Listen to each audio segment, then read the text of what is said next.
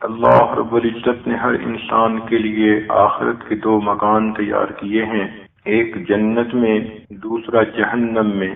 اگر یہ نیک اعمال کرے گا، ایمان کے ساتھ دنیا سے جائے گا، اللہ رب العزت اسے جنت کا مکان عطا فرمائیں گے، اور اگر یہ دنیا کے اندر ایمان سے محروم رہا یا ایمان تو لایا مگر غفلت کی وجہ سے گناہوں میں پڑا رہا، گرا رہا اور بغیر توبہ کے مر گیا، تو ان لوگوں کو جہنم کا مکان دیا جائے گا۔ جہنم وہ جگہ ہے جس کو اللہ رب العزت نے مجرم نافرمانوں کی سزا کے لیے بنایا۔ جنت وہ جگہ ہے جس کو اللہ نے اپنے پیاروں کے انعام کے طور پر بنایا۔ اب یہ ہماری زندگی کی ترتیب ہے کہ ہم جنت کے راستے پہ جا رہے ہیں یا جہنم کے راستے پہ جا رہے ہیں۔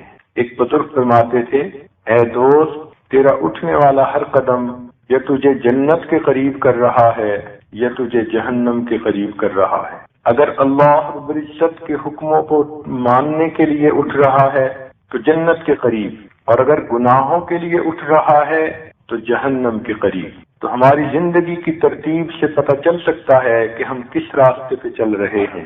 دو راستے بہت واضح ہیں۔ ایک راستے پر نبی علیہ السلام کی سنت والی زندگی کو اپنانا پڑتا ہے، باپردہ زندگی گزارنی ہوتی ہے، پاک دامنی کی زندگی گزارنی ہوتی ہے، سچی اور سچی زندگی گزارنی ہوتی ہے، اچھے اخلاق والی زندگی گزارنی ہوتی ہے۔ ایسے لوگ جنت کے راستے پہ چل رہے ہیں۔ اور دوسری زندگی بے پردگی کی زندگی، بے حیائی کی زندگی، ٹی وی، گانا بجانا، ان میں مصروفیت کی زندگی، ادھر ادھر کے تعلقات جوڑنا، آخرت کی طرف سے بالکل غافل رہنا، دنیا میں اپنی خواہشات شہوات کو پورا کرنے کے لیے بدمست ہونا، یہ جہنمیوں کی زندگی ہے۔ اب فیصلہ ہم نے کرنا ہے کہ ہماری منزل کون سی ہونی چاہیے۔ اگر کسی عورت سے پوچھا جائے کہ دو مکان ہیں اور جو مکان خریدنے کے لیے آپ زور دے رہی ہیں، تو بتاؤ ان دونوں میں سے کون سے مکان میں آپ جائیں گی؟ ایک مکان میں گلشن ہے، پھل پھول ہیں، باغات ہیں، نوکر چاکر ہیں، محل نما ہیرے موتی کا مکان بنا ہوا ہے، خوشبوئیں ہوں گی، نہریں ہوں گی، ماں باپ خاوند بچے بہن بھائی سب کو تمہیں ساتھ لے جانے کا اختیار ہوگا، انبیاء کا دیدار ہوگا، اللہ رب العزت کا دیدار ہوگا، تمہاری ہر خواہش وہاں پوری ہوگی، مگر اس کی قیمت یہ ہے کہ تم اپنی زندگی میں کوئی گناہ نہ کرو۔ اور دوسرا مکان وہ ہے کہ جو تاریک کوٹری ہوگی، جن بھوت سے زیادہ ڈراؤنے فرشتے ہوں گے، تنہائی ہوگی، نہ خاوند پاس، نہ بچے پاس، نہ ماں باپ پاس، بھوک ہوگی، پیاس ہوگی، پسینہ ہوگا، بجلی کے کڑکنے کی آوازیں ہوں گی، تمہارا رنگ کالا ہوگا، آنکھیں نیلی ہوں گی، بدبودار لباس پہنو گی اور آگ کے اندر روسٹ ہوتی رہو گی۔ اب دونوں مکانوں میں سے تمہیں کون سا مکان چاہیے؟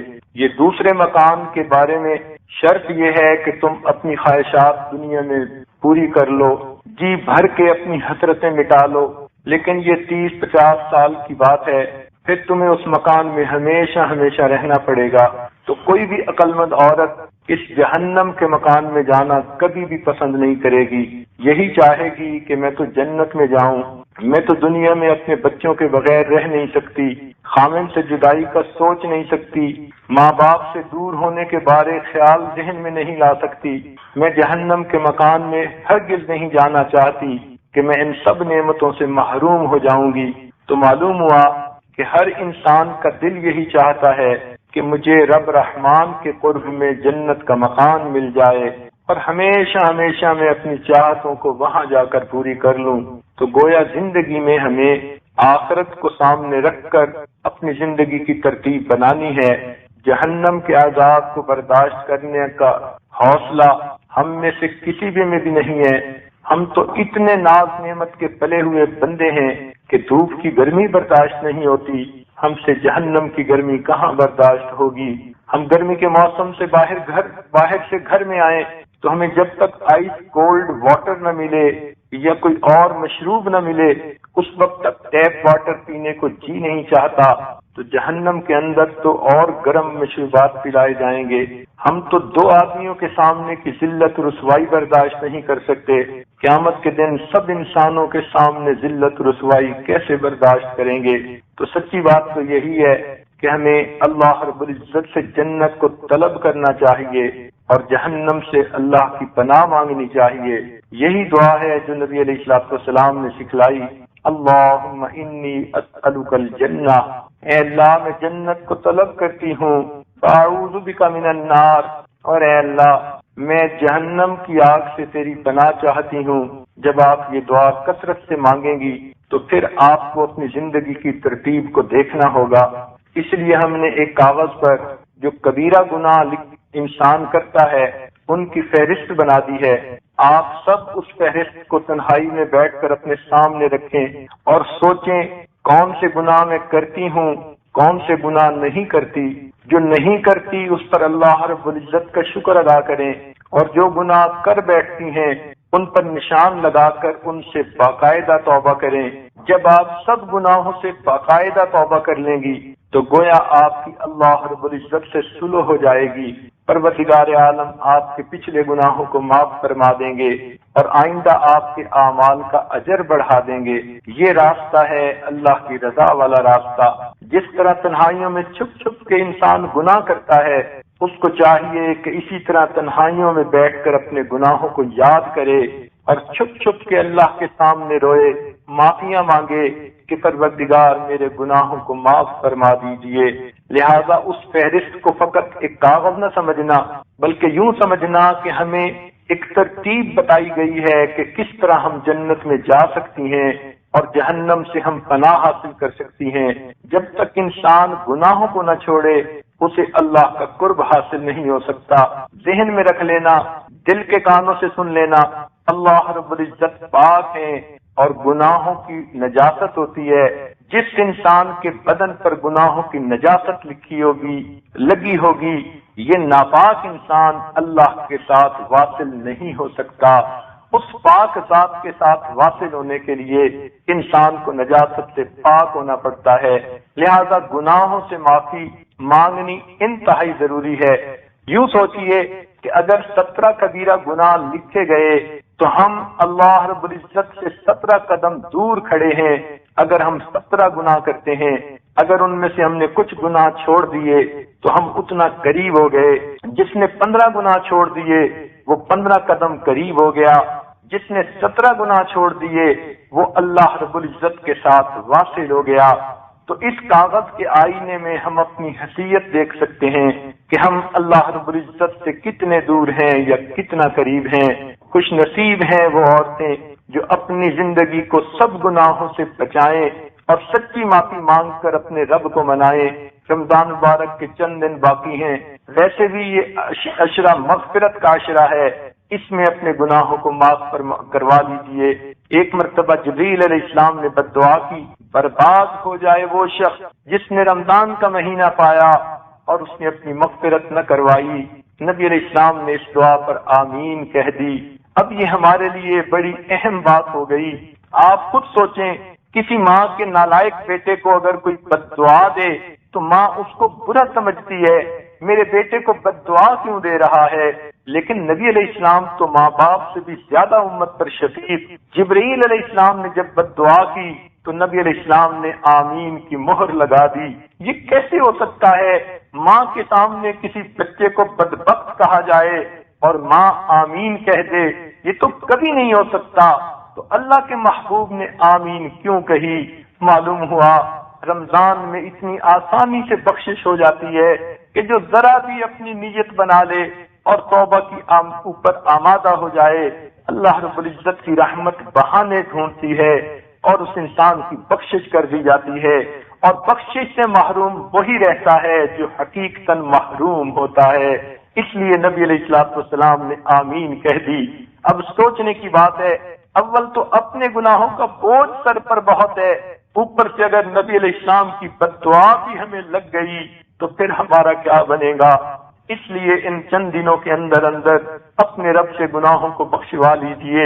یاد رکھنا، جن کی بخشش ہو گئی ان کے لیے تو رمضان سے اگلے دن عید ہوگی، اور جن کی بخشش نہ ہوئی ان کے لیے رمضان کے اگلے دن وعید ہوگی، اس کے لیے برا فیصلہ ہو جائے گا، جہنمیوں کے اندر اس کی شمولیت ہو جائے گی۔ اس لیے رمضان مبارک ہمارے لیے فیصلے کا مہینہ ہے۔ ہمیں چاہیے گناہوں سے اپنے آپ کو بچائیں اور اپنے رب کو منانے کی کوشش کریں۔ دوزخ اللہ رب العزت نے نافرمانوں کے لیے بنایا۔ احادیث میں اس کی بڑی تفصیلات ہیں، چنانچہ ایک حدیث کا مفہوم ہے کہ قیامت کے دن دوزخ کو اللہ رب العزت جب بلائیں گے تو اس کی لگامیں ہوں گی، 19 فرشتوں نے اس کو پکڑا ہوا ہوگا، اور ہر لگام کو پھر 70,000 فرشتے معاون ہوں گے جنہوں نے پکڑا ہوگا۔ تو گویا 19 لگامیں ہوئیں، ہر لگام کا انچارج ایک فرشتہ ہے، اور ہر فرشتے کے نیچے 70,000 فرشتے ہیں، تو 19 کو 70,000 سے ضرب دیجئے، اتنے فرشتوں نے دوزخ کو پکڑا ہوا ہوگا۔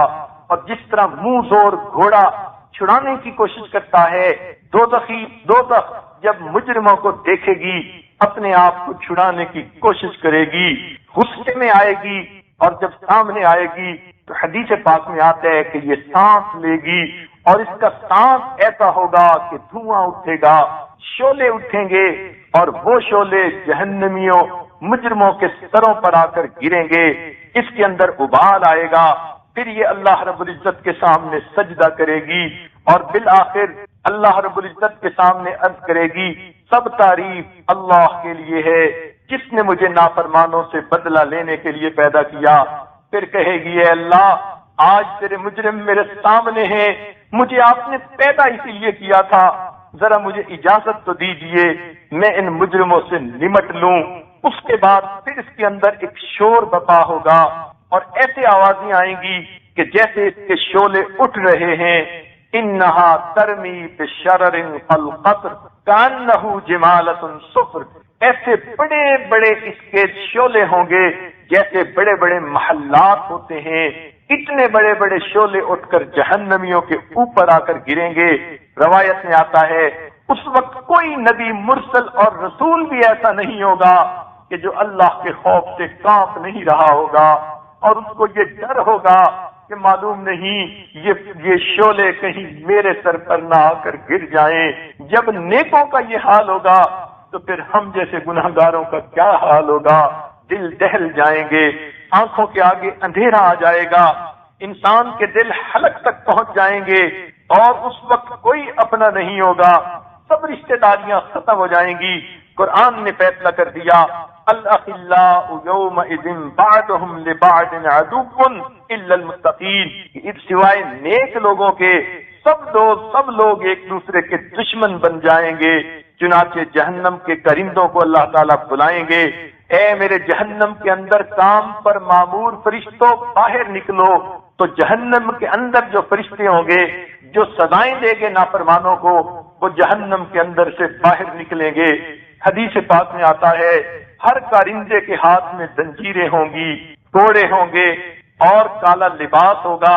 یہ 3 چیزیں لے کر وہ آئیں گے، اور نافرمانوں کی گردنوں کے اندر توق ڈال دیں گے، ان کی ناک کے اندر زنجیریں ڈال دیں گے، ان کو پیشانی کے بالوں سے پکڑ کر گھسیٹیں گے، اور بعض نافرمانوں کو ٹانگوں سے پکڑ کر گھسیٹیں گے، اور ان کو دھکے ماریں گے۔ قرآن نے فیصلہ کر دیا یوم یدعون الی نار جہنم دعا۔ اب اس آیت کا مفہوم دیکھیے، الفاظ ہی ایسے ہیں یوں لگتا ہے جیسے کوئی دھکے دے کے جا رہا ہے۔ تو مجرم کو تو ویسے بھی لے کے جا سکتے ہیں، لیکن جب کسی کی اہانت کرنی ہوتی ہے، کسی کو ذلیل کرنا ہوتا ہے، انسان دھکے مار مار کے لے جاتا ہے۔ اللہ تعالیٰ مجرموں کو ذلیل و رسوا کریں گے، دھکے مار مار کے ان کو جہنم میں لے کر جائیں گے فرشتے، اور بالآخر ان کو جہنم میں سر کے بل گرائیں گے۔ جہنم اتنی گہری ہوگی، نبی علیہ السلام نے فرمایا کہ ایک مرتبہ آواز آئی، صحابہ نے پوچھا اے اللہ کے نبی یہ کیسی آواز ہے؟ فرمایا کہ کوئی آواز آئی ہے۔ اتنے میں جبریل علیہ السلام نے آ کر بتایا اے اللہ کے نبی، آج سے 70 سال پہلے جہنم کے سر یعنی کنارے سے ایک پتھر نیچے گرا تھا، 70 سال کے بعد وہ تہ میں پہنچا ہے۔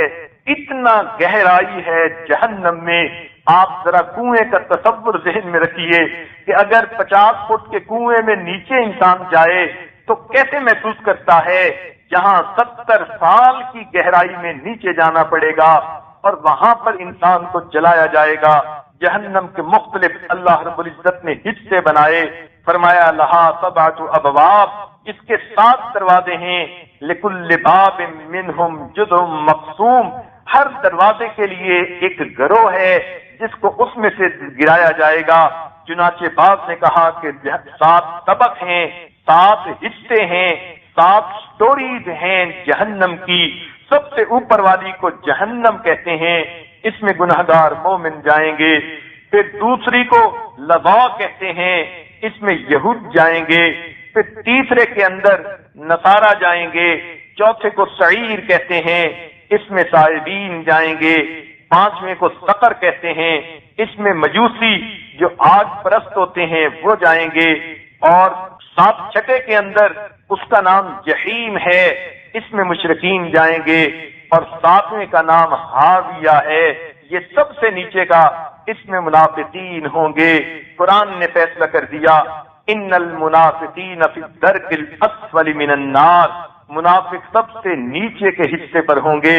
جب یہ لوگ جہنم میں دھکیل دیے جائیں گے، جہنم کی اوپر اتنا اس وقت غصہ ہوگا کہ اس کا ایک لپٹا آئے گا، وما تذر من شیء اتت علیہ الا جعلته كالرمیم، یہ جس چیز پر جہنم گزرے گی توڑ پھوڑ کر رکھ دے گی۔ بالآخر جہنمی جہنم کے اندر ہوں گے، وہاں سخت بھوک ہوگی، کھانے کے لیے مانگیں گے۔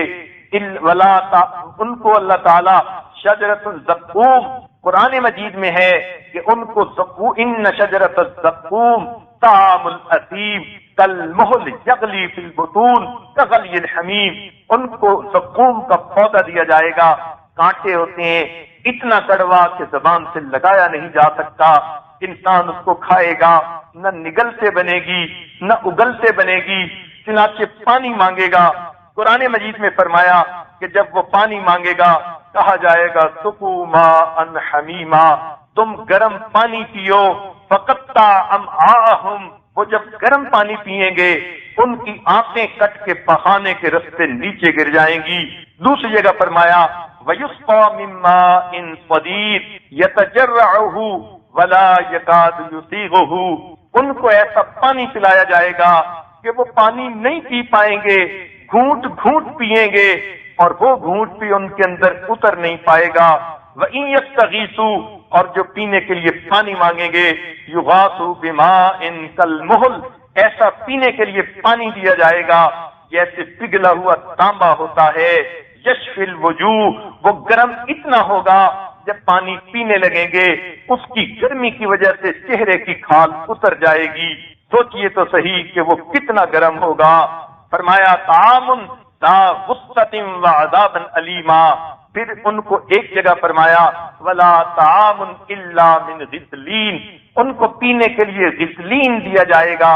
مفسرین نے لکھا جہنمی آدمیوں کے جسم سے جو خون اور پیپ نکلے گی اس کو پیالوں میں جمع کر کے وہ جہنمیوں کو پینے کے لیے دی جائے گی۔ دنیا میں انسان کسی زخم سے پیپ نکالے کتنی بدبو آتی ہے، برداشت نہیں ہو سکتی، اب یہ پیپ جب پینی پڑے گی تو پھر کیا حال ہوگا۔ لیکن پیاس اتنی ہوگی کہ پیے بغیر کوئی چارہ نہیں ہوگا۔ تو اس قسم کی سزائیں جہنم کے اندر انسان کو دی جائیں گی۔ چنانچہ ہمیں جہنم سے بچنے کے لیے اللہ رب العزت کے سامنے سچی توبہ کرنی چاہیے۔ ایک حدیث پاک حافظ شمس الدین ذہبی رحمت اللہ علیہ نے اپنی کتاب الکبائر میں نقل فرمائی ہے، جس سے پتہ چلتا ہے کہ کون کون سی عورتیں جہنم میں جائیں گی۔ ذرا توجہ سے بات سنیے گا اور ان گناہوں سے بچیے گا تاکہ اللہ رب العزت جہنم سے محفوظ فرما دیں۔ ایک مرتبہ حضرت علی رضی اللہ تعالی عنہ اور سیدہ فاطمہ الزہرا رضی اللہ تعالی عنہا دونوں نے ارادہ کیا کہ نبی علیہ السلام کی زیارت کے لیے جائیں۔ چنانچہ محبوب کی خدمت میں حاضر ہوئے، جب آ کر دیکھا کہ نبی علیہ السلام کی آنکھوں سے آنسو روا ہیں، رو رو کر آنکھیں سرخ ہو چکی ہیں، دونوں بڑے حیران ہو گئے۔ دونوں نے عرض کیا نبی علیہ السلام کی خدمت میں، اے اللہ کے محبوب، آپ کیوں رو رہے ہیں؟ کس چیز نے آپ کو غم زدہ کر دیا؟ کس چیز نے آپ کو رلا دیا کہ آپ کی آنکھیں سرخ ہو چکی رو رو کر؟ نبی علیہ السلام نے فرمایا، میری پیاری بیٹی فاطمہ، میں اس وقت بیٹھا تھا، مجھے یاد آ گیا جب میں معراج پر گیا تھا تو میں نے اپنی امت کی کچھ عورتوں کو جہنم میں عذاب ہوتے ہوئے دیکھا تھا، مجھے ان کا خیال آ گیا اور اس وجہ سے میری آنکھوں میں آنسو آ گئے۔ پوچھا، میرے ماں باپ آپ پر قربان ہو، بتا تو دیجئے کہ وہ کون کون سی عورتیں ہیں؟ تو نبی علیہ السلام نے فرمایا کہ میں نے پہلی عورت کو جہنم میں دیکھا، وہ اپنے بالوں کے ذریعے سے جہنم کے اندر لٹکی ہوئی تھی، آگ کے اندر جیسے روسٹ کرنے کے لیے مرغ کو سلاخ کے اندر پرو کے لٹکا دیتے ہیں، اس عورت کو سر کے بالوں کے ذریعے سے لٹکا دیا جائے گا۔ تو یہ لٹکی ہوئی تھی اور اس کا دماغ ہنڈیا کی طرح ابل رہا تھا اور اس کا جسم چل رہا تھا۔ اب ذرا سوچنے کی بات ہے کہ اگر کسی عورت کو بالوں سے پکڑ کے کھینچا جائے، اس کو لگتا ہے کہ جیسے بال سے کھوپڑی کی چمڑی اتر جائے گی، اتنی تکلیف ہوتی ہے ذرا سے بال کھینچنے سے۔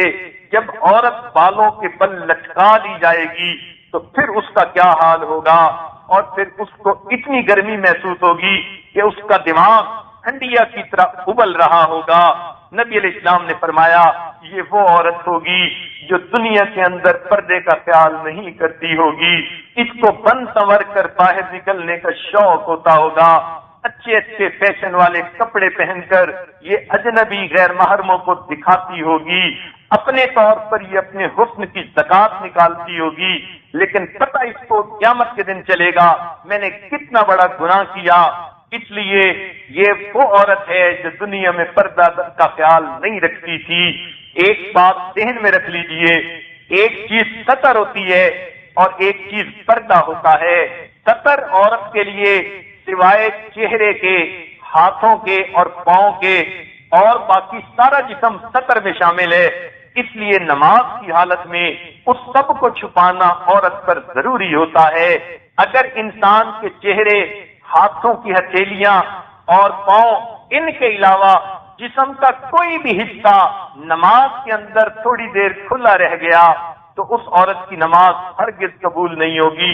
کئی عورتوں کو دیکھا نمازیں بھی پڑھتی ہیں مگر ان کے قمیص ہوتے ہیں جس کے بازو آدھے ہوتے ہیں اور بازو ننگے، نماز ہرگز نہیں ہوتی۔ کئی شلواریں پہنتی ہیں، ٹخنوں سے اونچی کر لیتی ہیں، یہ نیا فیشن نکل آیا، نماز بالکل نہیں ہوتی۔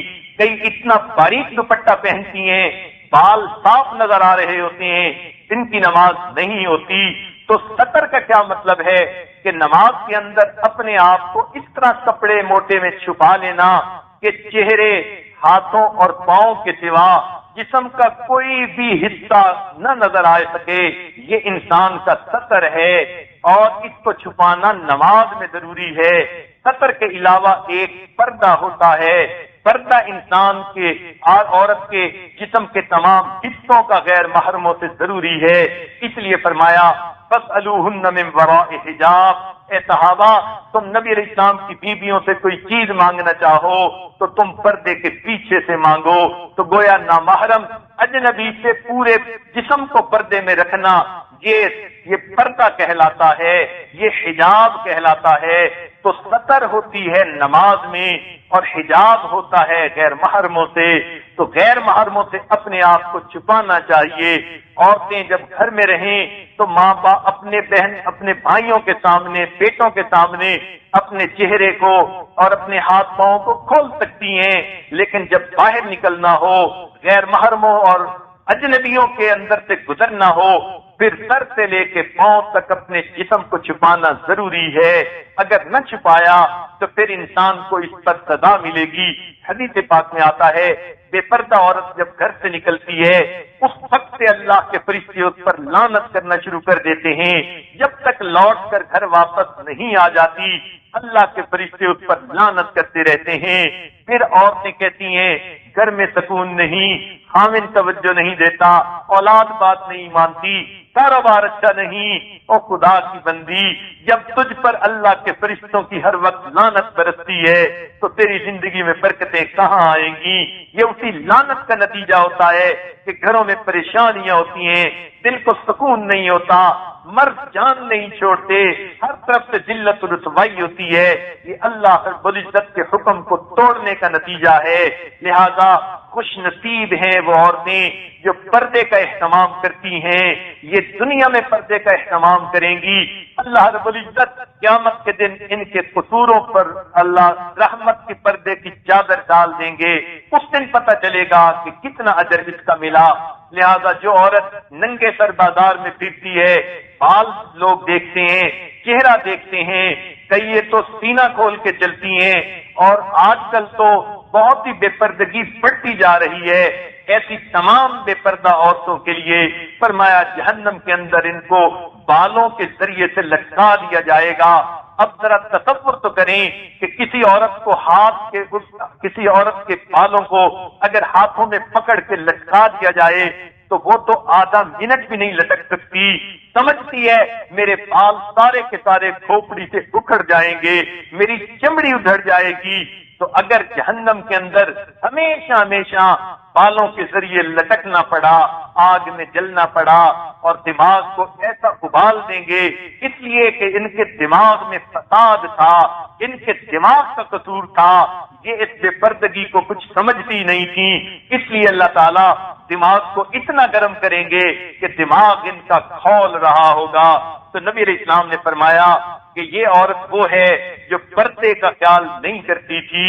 آج کل کی بچیاں اپنے کزنوں سے تو پرواہ ہی نہیں کرتی پردے کا، ان کو تو سمجھتی ہیں یہ تو بھائی ہیں، ہرگز ایسی بات نہیں، یہ تو اللہ رب العزت کا فرمان ہے، جہاں تک محرم ہے وہ بھائی کی بات ہے، باقی چچا ذات، پھوپھی ذات، ماموں ذات یہ سب کے سب غیر محرم ہیں، ان سے اپنے آپ کو پردے میں رکھنا چاہیے۔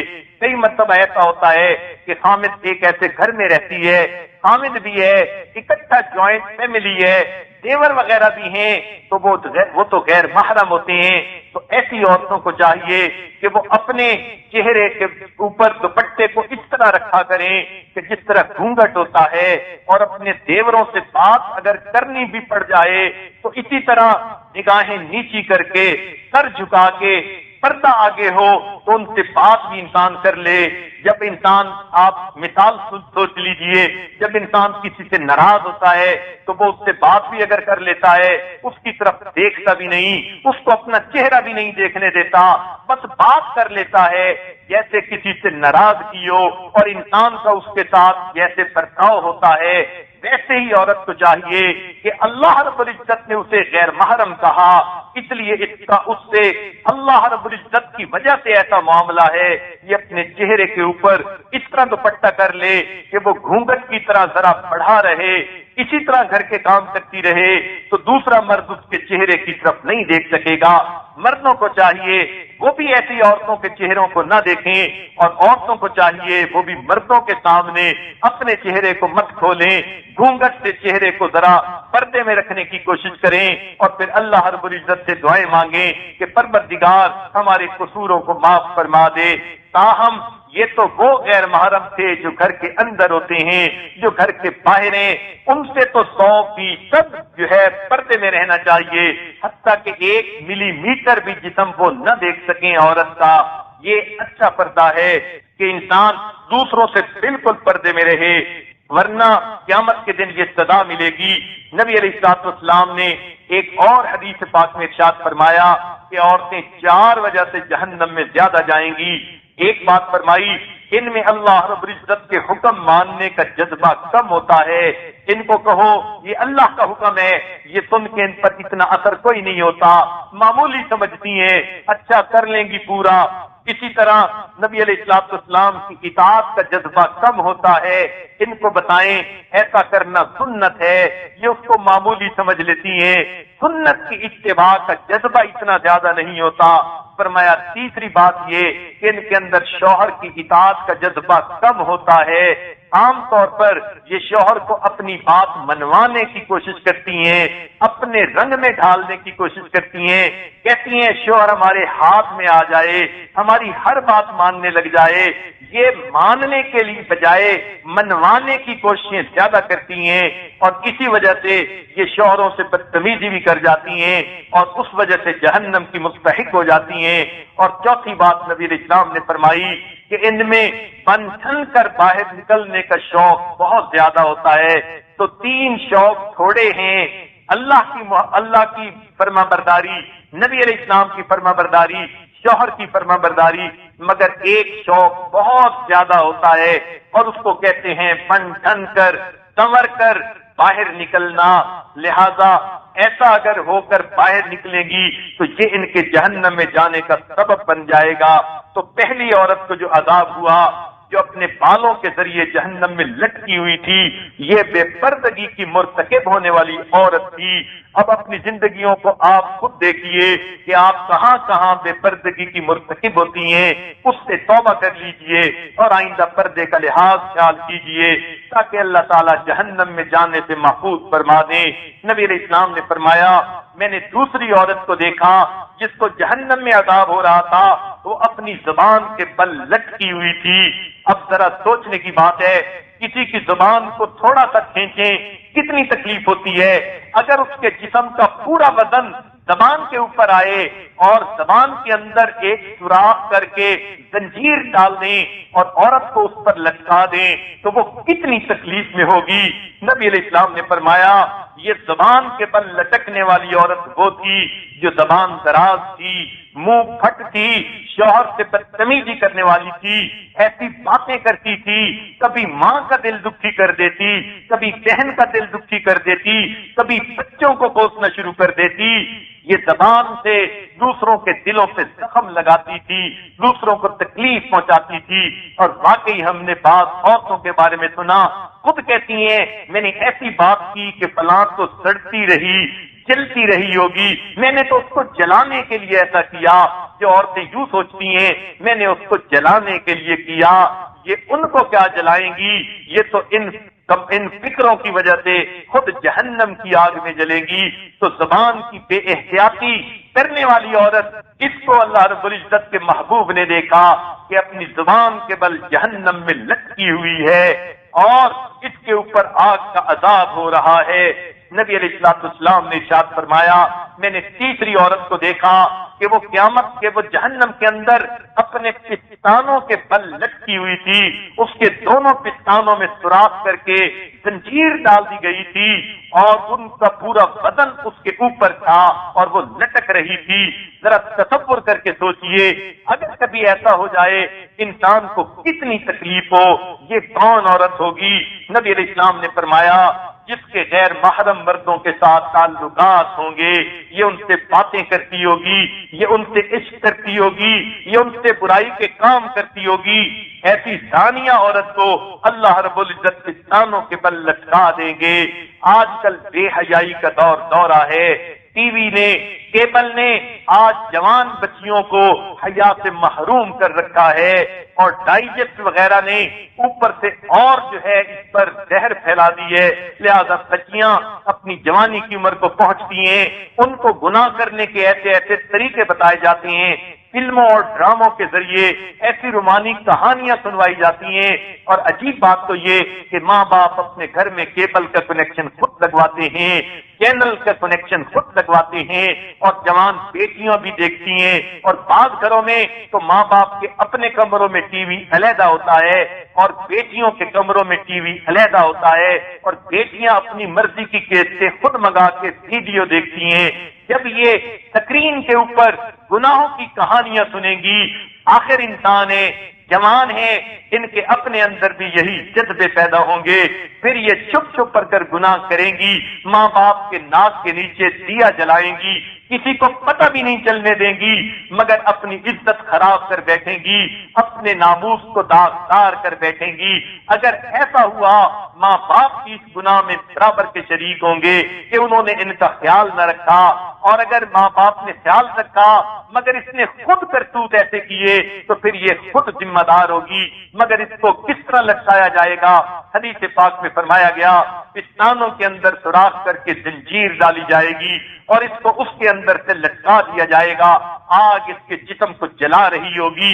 یہیں پر بس نہیں بلکہ آگے بھی بتایا، بات تو عجیب سی ہے لیکن سمجھانے کے لیے بتانی پڑے گی۔ نبی علیہ السلام نے فرمایا دانیہ عورت کو دیکھا، اس کے سر کے اوپر اس مرد کی شرمگاہ ہے جس سے اس نے زنا کیا، اور اس میں سے پیپ نکل رہی ہے اور وہ پیپ اس عورت کے منہ میں جا رہی ہے اور یہ اس پیپ کو پی رہی ہے۔ سوچئے تو صحیح، ایک آگ میں جلنے کا عذاب اور دوسرا اتنی بدبودار چیز پینے کا عذاب۔ نبی علیہ السلام نے فرمایا اس عورت کی شرمگاہ سے ایسی گندی ہوا نکلے گی کہ جہنمی بھی اس کو سونگ کر اس پر غصہ کریں گے، یعنی جیسے ایک محفل کے اندر کسی انسان کے پیٹ سے بدبو خارج ہو اور وہ بہت گندی ہو تو محفل کے سارے لوگ اس کو بہت برا جانتے ہیں، تو جہنم کے اندر زناکار مردوں اور عورتوں کی شرمگاہوں سے ایسی گندی ہوا نکلے گی، سارے جہنمی اس کی وجہ سے بو بنائیں گے اور کہیں گے یہ کون کمینہ ہے جس کی وجہ سے اتنی بدبو ہمیں سونگنی پڑی۔ تو یہ زنا اللہ رب العزت کی نظر میں اتنا برا کام ہے، اس طرح سے اس عورت کو عذاب دیا جائے گا۔ نبی علیہ السلام نے ارشاد فرمایا میں نے چوتھی عورت کو دیکھا، اس کے پاؤں سینے پر بندھے ہوئے ہیں، ہاتھ سر کے ساتھ بندھے ہوئے ہیں، اور نبی علیہ السلام سے پوچھا گیا اے اللہ کے نبی یہ چوتھی عورت کون ہے؟ نبی علیہ السلام نے فرمایا یہ پاکی ناپاکی کا خیال نہیں رکھتی تھی، اس کو حیض سے پاک ہونے کے لیے جتنی احتیاط کرنی چاہیے تھی ہرگز نہیں کرتی تھی۔ عام طور پر دیکھا گیا اگر مغرب کے بعد بھی عورتیں حیض سے پاک ہو گئی ہیں تو سوچ لیتی ہیں اچھا صبح نہا کے نماز شروع کر دیں گی، عشاء چلی گئی پرواہ نہیں کرتی۔ صحابیات کے بارے میں آتا ہے وہ اتنا خیال کرتی تھیں کہ رات کو اٹھ کر چراغ جلا کر اپنے کپڑوں کو دیکھتی تھیں، ایسا تو نہیں آدھی رات کو میں پاک ہو گئی اور میرے اوپر عشاء کی نماز پڑھنی لازم ہو، اور اگر میں فجر میں نہاؤں گی تو میری تو نماز قضا ہو جائے گی۔ تو وہ رات آدھی رات چراغ جلا جلا کے کپڑے دیکھتی تھیں اور اگر پاک ہو جاتی تھیں اسی وقت غسل کر کے عشاء کی نماز ادا کیا کرتی تھیں۔ آج تو عورتیں اس کی پرواہ اور احتیاط نہیں کرتی، اس طرح فرض نمازیں قضا ہو جاتی ہیں۔ اسی طرح شادی شدہ عورتیں غسل جنابت کے کرنے میں دیر کر دیتی ہیں، فجر کی نمازیں قضا ہو گئیں، دوسری نمازیں قضا ہو گئیں، یہ جو پاکی ناپاکی کا کتنا خیال نہیں کرتی، غسل جنابت میں دیر کر دیتی ہیں۔ نبی علیہ السلام نے فرمایا اس عورت کو یہ عذاب ہوگا، اس کے پاؤں سینے پہ باندھ دیے جائیں گے، ہاتھ سر پر باندھ دیے جائیں گے، اور فرمایا کہ یہ وہ عورت تھی جو فرض نماز میں تاخیر کر دیتی تھی۔ اور یہ تو اکثر عورتوں کو دیکھا ادھر اذان سنتی ہیں فوراً نماز پڑھنے کی بجائے سوچتی ہیں یہ کام کر لوں پھر پڑھ لوں گی، اور یہ کام کرتے کرتے ایسا وقت آ جاتا ہے کبھی تو قضا ہو جاتی ہے اور کبھی قضا سے 10-15 منٹ پہلے بھاگ رہی ہوتی ہیں میں نے تو نماز پڑھنی تھی، میں نے تو نماز نہیں پڑھی۔ تو نماز کو وقت بے وقت پڑھنا اور پاکی ناپاکی کا خیال نہ کرنا، اس کی وجہ سے اس عورت کو عذاب ہوگا، اور رات کو دیر سے سونے کی ایسی منحوس عادت پڑتی چلی جا رہی ہے۔ عورتیں عشاء کے بعد دیر تک بچوں کے ساتھ خاوند کے ساتھ گھر کے کام کاج میں لگی رہتی ہیں، رات کو گرمیوں میں دیر سے سونے کی عادت ہے، اس لیے فجر کی نماز میں اٹھنا ان کے لیے مشکل ہوتا ہے، نماز ہی قضا ہو جاتی ہے، پتہ ہی نہیں چلتا، آنکھ کھلتی ہے سورج نکلا ہوا ہوتا ہے۔ تو جو عورت اپنی نمازوں کا خیال نہیں رکھے گی، پاکی ناپاکی کا خیال نہیں رکھے گی، نبی علیہ السلام نے فرمایا اس کو جہنم میں اس طرح عذاب دیا جائے گا۔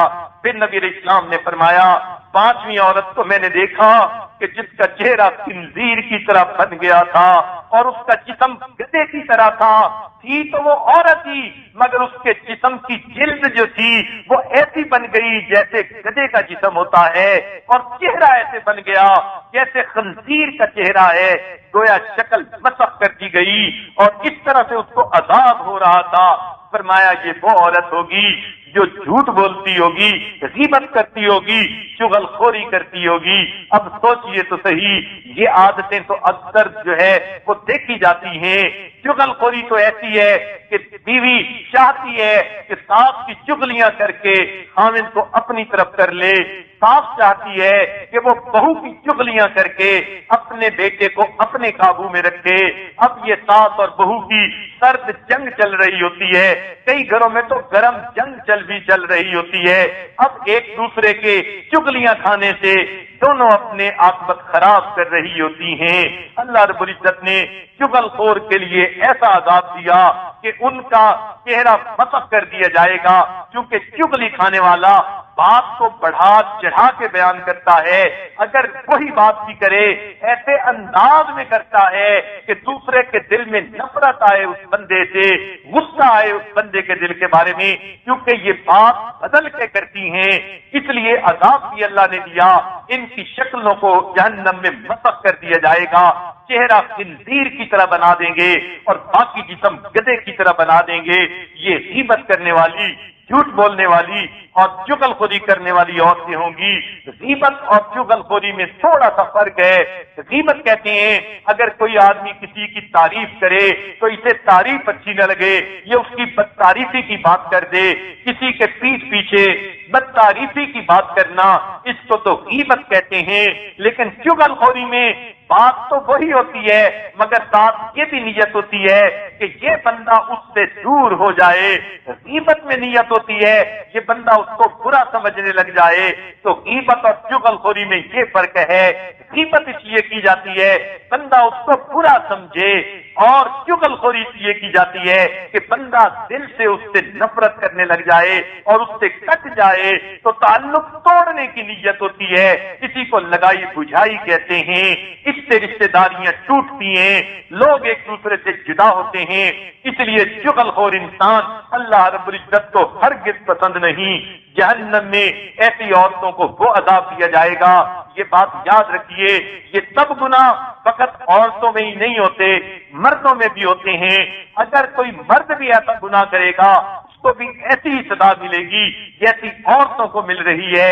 صاحب حدیث پاک میں عورتوں کے بارے میں بات بتائی گئی، اب ان کے جو جو گناہ مرد کر رہے ہوں گے وہ بھی اسی ضمن میں آ جائیں گے اور ان کو بھی اسی طرح کی سزائیں دی جائیں گی۔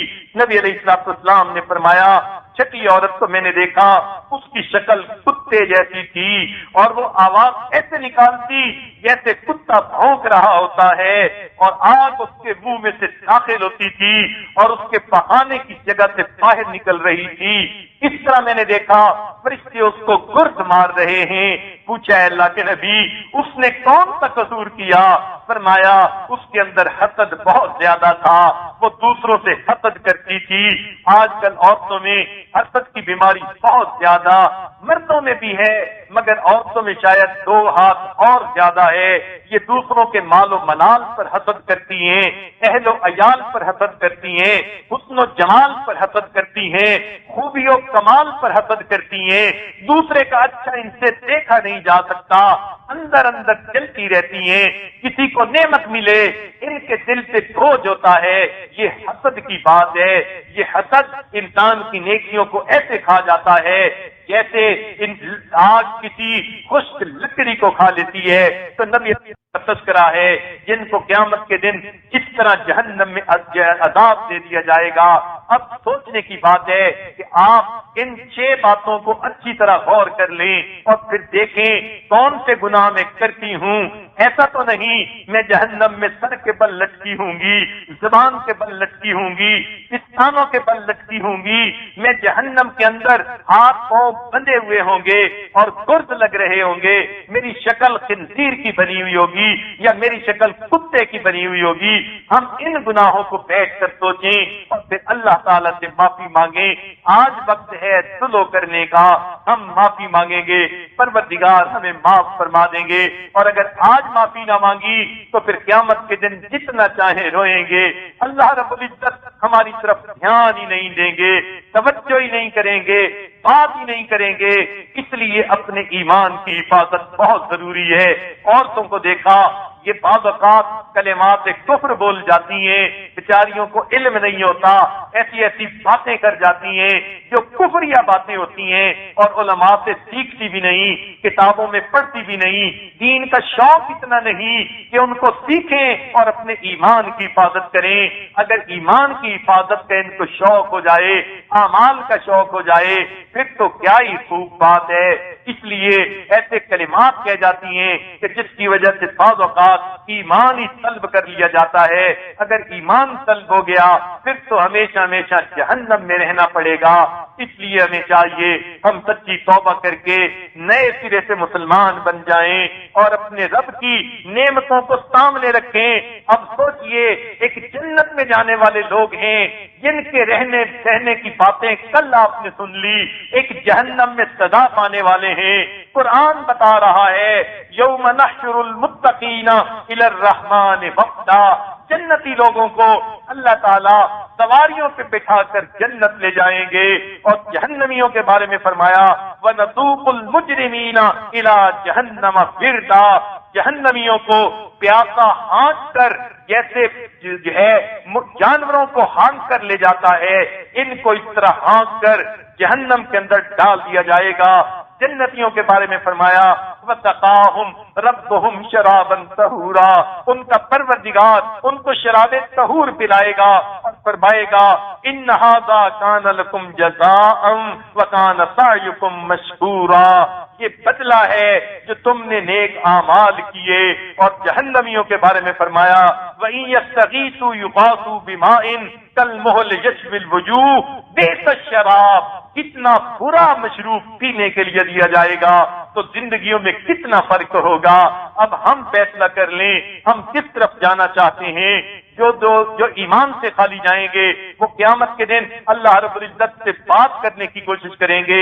روایات میں آتا ہے جہنمی ہزاروں سال روئیں گے، حتیٰ کہ ایک دوسرے کے سامنے قطار بنا کر بیٹھیں گے اور جس طرح کتے بھونکتے ہیں اس طرح بھونکنا شروع کر دیں گے.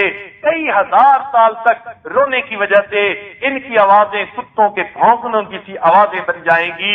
اللہ تعالیٰ پھر بھی ان پر رحم نہیں فرمائیں گے، بلکہ ان کفار مشرکین اور منافقین کے بارے میں فرمایا کہ یہ فرشتے یہ اللہ تعالیٰ سے کہیں گے کہ ہمیں اللہ نکال دیجئے، مگر اللہ رب العزت ان کو جو ہے چند بار جواب دیں گے. 5 مرتبہ جہنمی اللہ رب العزت سے کلام کریں گے. سنیے ذرا قرآن پاک کی آیات سن لیجئے کہ ان کی کیا ہم کلامی ہوگی.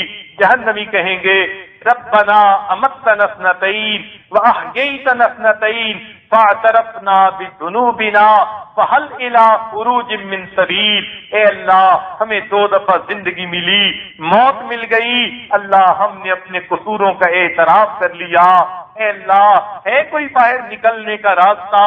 اللہ تعالیٰ فرمائیں گے ذالکم بأنه اذا دعی اللہ وحدہ کفرتم وَإِن يُشْرَكْ بِهِ تُؤْمِنُوا فَالْحُكْمُ لِلَّهِ الْعَلِيِّ الْكَبِيرِ. جب تمہیں ایک اللہ کی طرف بلایا جاتا تھا تم شرک کرتے تھے، تم جو ہے اس کا انکار کرتے تھے، اور جب شرک کیا جاتا تھا تم مان لیتے تھے. آج تو حکم اللہ بڑی شان والے کا ہے. پھر کچھ عرصے کے بعد دوبارہ ہم کلامی کریں گے، کہیں گے ربنا ابصرنا وسمعنا فرجعنا نعمل صالحا انا موقنون. اے اللہ ہم نے دیکھ لیا، سن لیا، اے اللہ ہمیں واپس دنیا میں بھیجیے، اب ہم نیک کام کریں گے.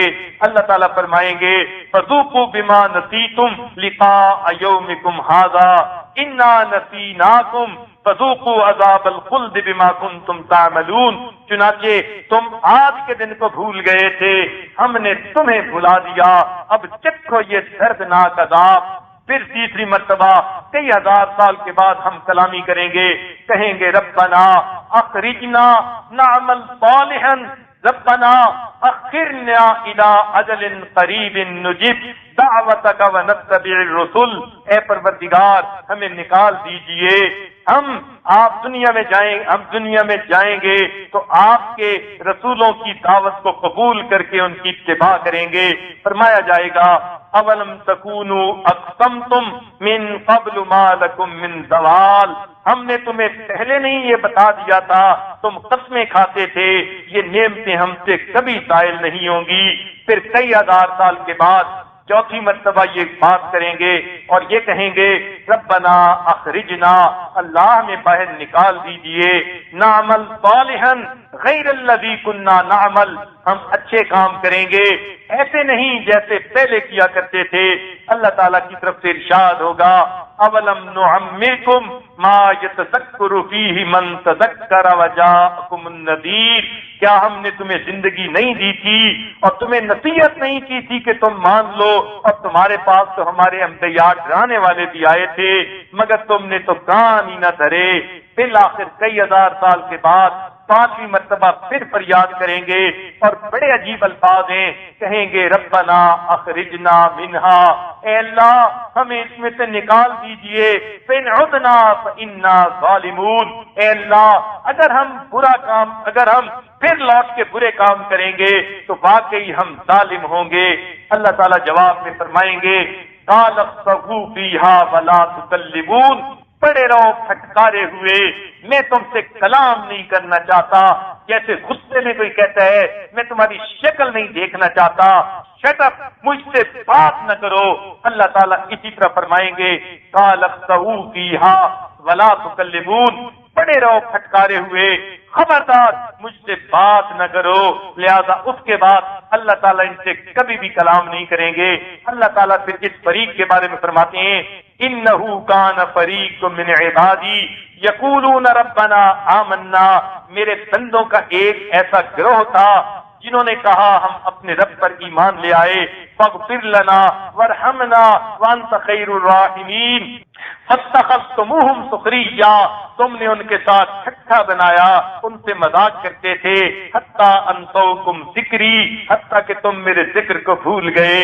آج جو بچیاں پردہ کرنا شروع کر دیتی ہیں، دوسری ان پر ٹھٹھے کرتی ہیں، مذاق اڑاتی ہیں، تم تو ہاتھنی کی طرح لگ رہی ہو، تم تو فلاں کی طرح لگ رہی ہو، اس قسم کی باتیں کر کے مذاق اڑاتی ہیں۔ اللہ فرمائیں گے کنتم منہم تضحکون، تم ان کا مذاق اڑاتے تھے۔ انی جزیتہم اليوم بما صبروا انہم ہم الفائزون، آج ان کے صبر کا میں نے ان کو بدلہ دیا، اور وہ ہیں جو آج فوز پانے والے ہیں، کامیابیاں پانے والے ہیں۔ لہذا ہمیں چاہیے کہ ہم جنت کو اللہ سے طلب کریں، جہنم سے معافی مانگیں۔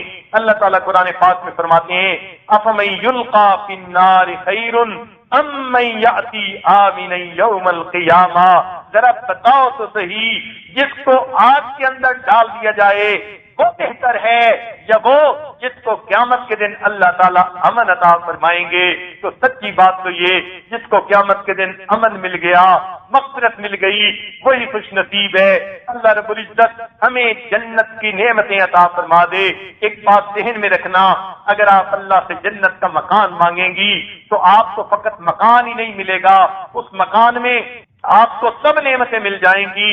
جو بھی جنتی عورت ہوگی وہ شفاعت کرے گی، اس کا گنہگار خامن بھی جنت میں جائے گا، وہ بیٹوں بیٹیوں کے بارے میں شفاعت کرے گی، بیٹے بیٹیاں بھی جنت میں جائیں گے، ماں باپ کے بارے میں شفاعت کرے گی، گنہگار ماں باپ بھی جنت میں جائیں گے، وہ کسی اور رشتہ دار کے بارے میں شفاعت کرے گی، وہ بھی جنت میں جائیں گے۔ تو جنت کا مکان ہی فقط نہیں ملے گا، جنت میں آپ اپنوں کے ساتھ مل کر رہیں گی، جہنم میں تنہائی کی زندگی، جنت میں سب اپنے رشتہ داروں کی زندگی۔ سوچئے عورت کو محل نما مکان ملے، باغات ہوں، سب نعمتیں ہوں، اور پھر ماں باپ، بہن بھائی، بیوی بچے، خاوند سب پاس ہوں، تو پھر زندگی کا کیا مزہ ہوتا ہے۔ یہ زندگی ملے گی اگر ہم نے جنت میں اللہ رب العزت سے اپنے لیے مکان مانگا۔ اس لیے نبی الاسلام نے فرمایا کہ دعا مانگو، اللہم انی اسألک الجنہ واعوذ بک من النار، اے اللہ میں آپ سے جنت مانگتا ہوں اور جہنم سے پناہ مانگتا ہوں۔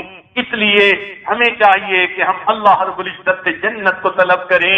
عورت تو ویسے ہی گھر والی ہوتی ہے، دنیا میں اس کا گھر نہ ہو یہ اپنے آپ کو بے سہارا جانتی ہے، اگر اس کا جنت میں گھر نہ ہوا تو پھر قیامت کے دن کہاں دھکے کھاتی پھرے گی، اور کہاں یہ جو ہے وہ کہاں یہ سزا برداشت کرتی پھرے گی۔ حدیث پاک کا مفہوم ہے جہنم کے اندر جہنمی عورتیں، مرد ہوں گے، ان کے اوپر بادل آئیں گے، نیچے سے فرشتے گرد مار رہے ہوں گے، بادلوں میں سے بجلی کے کڑکنے کی آوازیں آئیں گی۔ آج ذرا تصور کر کے دیکھیے، کبھی آسمان پر بادل ہو اور بجلی زیادہ کڑک رہی ہو تو عورتوں کے دل پہ خوف آ جاتا ہے، بچوں پہ خوف آ جاتا ہے بادلوں کے گرجنے کی آواز سے۔ تو جہنم میں بھی ایسا ہوگا، فرشتے گرد مار رہے ہوں گے۔ حدیث پاک میں بتلا دیا گیا فرشتے ایسے ہوں گے، ان کے دانت لمبے لمبے ہونٹوں سے باہر نکلے ہوں گے، ان کے ناخن بڑے بڑے ہوں گے، اور ان کے نتنوں سے آگ کی لپٹیں نکل رہی ہوں گی، اور ان کی آنکھیں سرخ ہوں گی جس سے وہ غصے سے دیکھ رہے ہوں گے۔ اول تو اتنی ڈراؤنی شکل کوئی سامنے آ جائے، عورت کا پیتا پانی ہو جائے۔ اب جہنم میں ایسے فرشتوں کے ہاتھوں میں گرد ہوں گے اور وہ گرد سے پٹائی کر رہے ہوں گے، ایک وقت میں کئی ہوں گے، اور یہ بالوں کے بل، زبان کے بل، پستانوں کے بل لٹکی ہوئی بھی ہوگی، اوپر سے فرشتے بھی مار رہے ہوں گے، آگ میں بھی جل رہی ہوگی۔ پھر فرمایا اوپر سے بادل آئیں گے، اور بادلوں میں سے بادل کی بجلی کے گرجنے کی آوازیں آئیں گی۔ جب بادل گرجیں گے تو پھر سوچئے دل کا کیا حال ہوگا۔ اس قدر اس کو جہنم میں عذاب ملے گی، حتیٰ کہ ایک ایسا موقع آئے گا یہ پانی مانگیں گے، اللہ تعالیٰ فرمائیں گے میں تم اس بادلوں کو برسا دوں، یہ کہیں گے ضرور برسا دیجئے۔ اللہ تعالیٰ بادلوں کو حکم دیں گے، مگر اس میں سے پانی کی بجائے بچھو گریں گے اور جہنمیوں کے جسم سے لپٹ جائیں گے اور ان کو کاٹیں گے اور ان کی تکلیف اور زیادہ بڑھ جائے گی۔ تو ایک تو جہنم کی یہ حالت ہے، اور ایک جنت میں انسان اپنے عیش و آرام میں ہوگا، سکون میں ہوگا، اللہ کی محفلیں ملیں گی، اللہ کا دیدار ملے گا، انبیاء کا دیدار ملے گا، نیکوں کا ساتھ ہوگا، کھانے ہوں گے، پھل ہوں گے، نہریں ہوں گی، خوشبوئیں ہوں گی۔ یہ وہ زندگی ہے کہ جو کبھی بھی اس سے واپس نہیں لی جائے گی۔ تو سچی بات تو یہ ہم جنت کے محتاج ہیں، جہنم سے بچنا ہماری ضرورت ہے۔ اس لیے ہمیں فیصلہ کر لینا چاہیے، دنیا کے تھوڑے دن کی زندگی ہے، ہم ہر گناہ سے بچیں گے اور ہر نیکی کا کام کریں گے، اپنی زندگی کے رخ کو بدلیں گے۔ ہم نے دنیا میں چند دن بے پردگی کی زندگی گزار بھی دی، ٹی وی ڈرامے دیکھ بھی لیے، ناچ گانے کر بھی لیے، تو اور بالآخر جہنم میں جا پہنچے تو ہم نے کتنا برا سودا کیا۔ اس لیے ان تمام گناہوں سے بچ جائیے، نیکی کی زندگی کو اختیار کر لیجئے، تاکہ اللہ تعالیٰ قیامت کے دن جنت عطا فرما دیں۔ جس عورت کو جنت کا مکان مل گیا، سب خوشیاں اسے مل گئیں، اس لیے بی بی آسیہ نے بھی اللہ سے جنت میں مکان مانگا تھا۔ سبحان اللہ، کیسا عجیب واقعہ ہے، ذرا دل کے کانوں سے سن لیجئے۔ حدیث پاک کا مفہوم ہے کہ فرعون کے گھر میں ایک معاشقہ تھی جس کو ہیئر ڈریسر کہتے ہیں، جو بال بناتی ہیں، کنگھی کرتی ہیں۔ وہ ان کی جو ہے وہ فرعون کے گھر میں گھر کی جو بچیاں تھیں ان کے بال سنوارنے کے لیے رکھی گئی تھی۔ ایک دن فرعون کی جوان العمر بیٹی نہائی اور وہ اپنے بال بنوا رہی تھی اور گندوا رہی تھی، اور وہ معاشقہ اس کے ساتھ بیٹھی ہوئی، وہ خادمہ ان کے پاس بیٹھی ہوئی اس کے بالوں میں کنگھی کر رہی تھی۔ اس کے ہاتھوں سے کنگھی نیچے گر گئی، اس نے کنگھی اٹھاتے ہوئے اللہ کا نام لیا کہ میں موسیٰ علیہ السلام کے رب پہ ایمان لائی۔ جب یہ الفاظ اس جوان لڑکی نے سنے جو فرعون کی کم بخت بیٹی تھی، اس نے کہا ارے تو میرے باپ کو خدا نہیں مانتی؟ اس نے کہا ہرگز نہیں، میں تو موسیٰ علیہ السلام کے رب کو مانتی ہوں۔ چنانچہ وہ اسی وقت اٹھ گئی، غصے میں بال بھی نہ بنوائے، اپنے باپ فرعون کے پاس پہنچی اور جا کر کہنے لگی ابو ہمارے گھر میں محل میں ایسی عورتیں ہیں جو آپ کو خدا نہیں مانتی، ہمارا دیا کھاتی ہیں اور ہمارے ہی جو ہے مخالف ہیں، دشمن ہے۔ فرعون کو بڑا غصہ آیا، کہنے لگا اچھا میں اس کو ابھی سیدھا کر دیتا ہوں۔ فرعون نے تاج سر پہ رکھا، دربار لگا لیا، اس خادمہ کو بلوا لیا اور خادمہ کو کہا اس کو زمین سے لٹا دو۔ اس بیچاری کو زمین پر لٹا دیا گیا، اس کے دونوں ہاتھوں میں اور دونوں پاؤں کے اندر کیل گاڑ کر زمین کے اندر دھسا دیے گئے، گویا اس کے ہاتھ اور پاؤں ہل نہیں سکتے۔ اس عورت کو کہا گیا تم اپنی بات سے واپس لوٹ آؤ۔ وہ کہنے لگی ہرگز نہیں، مجھے ایمان کا وہ مزہ مل گیا کہ میں اب واپس نہیں آ سکتی۔ فرعون نے کہا میرے پاس تیرا علاج ہے، میں تیرا علاج کرتا ہوں۔ کون سا علاج؟ اس نے کہا علاج یہ ہے کہ تیری دودھ پیتی چند ماہ کی بچی ہے، میں اسے بلواتا ہوں۔ چنانچہ اس نے کیا کیا، اس خادمہ کے سینے سے کپڑے ہٹوا دیے اور بچی کو لا کر اس کے سینے سے لٹا دیا۔ معصوم بچی جب ماں کے سینے پہ لیٹی تو اس نے ماں کے پستانوں سے دودھ پینا شروع کر دیا۔ اب سارا دربار دیکھ رہا ہے، معصوم بچی ماں کے پستان سے لگی دودھ پی رہی ہے۔ فرعون کہنے لگا میں تیری بچی کو تیرے سینے کے اوپر ذبح کروں گا، یہ تڑپے گی، اس کا خون تیرے سینے پہ بہے گا، ورنہ تو میری بات کو مان لے۔ وہ کہنے لگی ہرگز نہیں، ایمان اتنا قیمتی ہے، میں یہ قربانی کر لوں گی لیکن خود ایمان سے ہٹ نہیں سکتی۔ چنانچہ فرعون نے کیا کیا، اس کی بیٹی کو قتل کرنے کا حکم دیا۔ ایسے ظالم تھے، ایک نے خنجر مارا گردن کے اوپر اور ذبح کر دیا، گردن کو اس کے جسم سے جدا کر دیا۔ نازک پھول سی بچی ماں کے سینے پہ تڑپنے لگی، ماں کے سینے پہ خون کا فوارہ چھوٹا۔ سوچئے ماں پہ کیا گزری ہوگی۔ بالآخر جب بچی ٹھنڈی ہو گئی تو وہ کہنے لگا بات مانتی ہو یا نہیں؟ اس نے کہا نہیں مانتی۔ کہنے لگا اچھا تمہارا اور علاج کرتا ہوں۔ فرعون نے بڑے بڑے بچھو پلوائے ہوئے تھے جس سے وہ دشمنوں کو سزائیں دیتا تھا۔ اس نے کہا اس عورت کے ننگے بدن پر سب بچھو ڈال دیے جائیں۔ چنانچہ بچھو ڈال دیے گئے، اس کے جسم پر ہزاروں کی تعداد میں بچھوؤں نے اس کے جسم کو بالکل جو ہے کور کر لیا اور کاٹنے لگے۔ اس عورت کو اتنی تکلیف، مچھلی کی طرح تڑپنے لگی اور کسی زہر کی وجہ سے اس بیچاری کی موت آ گئی، وہ شہیدہ ہو گئی۔ جب فرعون نے دیکھا یہ بھی ٹھنڈی ہو چکی، فرعون گھر آیا، اپنی بیوی کو ملی، یہ کہنے لگا آسیہ تم نے دیکھا میں نے ایسی عورت کا کیا حشر کیا جس نے موسیٰ علیہ السلام کے خدا پر ایمان لایا، میں نے اس کو یوں مروایا، اس کی بیٹی کو سینے پہ ذبح کروایا۔ بی بی آسیہ خود بھی ایمان لا چکی تھی۔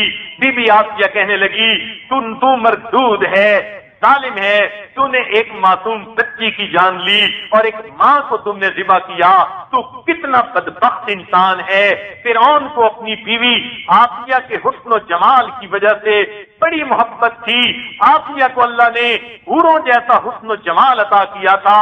فرعون نے پوری قوم میں سے چن کر جو اس وقت کی مس یونیورس تھی اس کے ساتھ نکاح کیا تھا، تو بی بی آسیہ اتنی خوبصورت تھی، ان کے اوپر یہ جان چھڑکتا تھا، عاشق تھا، ان کو بھی پتا تھا کہ اس کو کتنا تعلق ہے، مگر ان کے دل میں اس کے بارے میں نفرت آ چکی تھی۔ وہ کہنے لگی تو کتنا بدبخت ہے کہ تو نے معصوم بچی کی جان لی۔ فرعون نے جب یہ سنا کہنے لگا آسیہ کیا تم مجھے خدا نہیں مانتی؟ وہ کہنے لگی تجھے ہرگز نہیں مانتی، میں تو موسیٰ علیہ السلام کے پروردگار پر ایمان لا چکی ہوں۔ جب اس نے یہ سنا اس کا دماغ ابلنے لگا، کہنے لگا اچھا پھر دیکھ میں تیرا کیا حشر کرتا ہوں۔ وہ کہنے لگی فقدما انت خاف، جو تو کر سکتا ہے تو کر لے، میں بھی اب پیچھے ہرگز نہیں ہٹوں گی۔ فرعون واپس لوٹ کے دربار میں آیا اور دربار میں آ کر اس نے حکم دیا میری ملکہ کو دربار میں لایا جائے۔ چنانچہ اس کو ہتھکڑیاں لگا کر دربار میں لایا گیا۔ دربار کے لوگ حیران تھے، جس عورت کے حکم کا اشارہ دیکھنے کے لیے سینکڑوں خادمات محل میں ہوتی تھیں، جس کے اشارے کو ہر وقت پورا کر دیا جاتا تھا، آج وہ ملزمہ بن کر دربار میں پیش ہو رہی ہے۔ فرعون کے حکم پر وہ سامنے لائی گئی۔ جو درباری لوگ تھے وہ تو عزت کی وجہ سے اس کے چہرے کو دیکھتے نہیں تھے، آج یہ سب کے سامنے ملزمہ بن کر کھڑی ہے۔ فرعون نے کہا آسیہ تم میری بیوی ہو، میں تم سے محبت کرتا ہوں، اس محبت کی لاج رکھ لو، تم مجھ پر ایمان لے آؤ۔ وہ کہنے لگی ہرگز نہیں۔ فرعون کو اور غصہ آیا، کہنے لگا میں تمہیں سب کے سامنے رسوا کر دوں گا۔ کہنے لگی جو تو چاہتا ہے کر لے، میں بھی پیچھے نہیں ہٹوں گی۔ فرعون کو اتنا غصہ آیا، کہنے لگا اس کے جسم سے یہ پوشاک اتار دو، اس کو سب کے سامنے ننگا کر دو۔ اب سوچئے کسی مرد کو کہہ دیا جائے تجھے سب کے سامنے ننگا کر دیں گے، اس کا جی چاہتا ہے زمین پھٹ جائے میں اندر اتر جاؤں۔ عورت تو پھر حیا والی ہوتی ہے، وہ تو حیا کی پتلی ہوتی ہے، اس کے تو اندر حیا کوٹ کوٹ کر بھری ہوتی ہے۔ اب عورت کو کہا جا رہا ہے سارے درباریوں کے سامنے تجھے بے لباس کر دیں گے، مگر ایمان ایک طرف تھا، ایمان کی قیمت زیادہ ہوتی ہے۔ بی بی آسیہ نے کہا میں ہرگز پیچھے نہیں ہٹوں گی، چنانچہ اس کے سر سے کپڑے اتار لیے گئے، جسم سے کپڑے اتار لیے گئے، بالکل بے لباس برہنہ حالت میں یہ کھڑی ہے۔ سارے درباریوں کی نظر اس کے جسم پہ پڑ رہی ہے۔ فرعون نے کہا دیکھ میں نے تجھے کیسا رسوا کیا، اب بھی اگر نہیں مانتی تو میں تجھے اس سے زیادہ عذاب دوں گا۔ وہ کہنے لگی اب تو میں نے فیصلہ کر لیا، جو تو چاہتا ہے کر لے، میں بھی پیچھے نہیں ہٹوں گی۔ فرعون نے کہا اچھا اس کو بھی چمیخا کر دیا جائے، دونوں ہاتھوں اور دونوں پاؤں کے اندر کیلیں گاڑی جائیں اور زمین کے اوپر لٹا کر وہ کیلیں زمین کے اندر گاڑ دی جائیں۔ مگر فرعون نے کہا ایسی طرح اس کو لٹانا اس کی آنکھوں کے سامنے میرا محل رہے اور اس کو پتہ چلے میں نے محل کی زندگی کو ٹھوکر لگائی اور یہ نعمت مجھ سے چھن گئی۔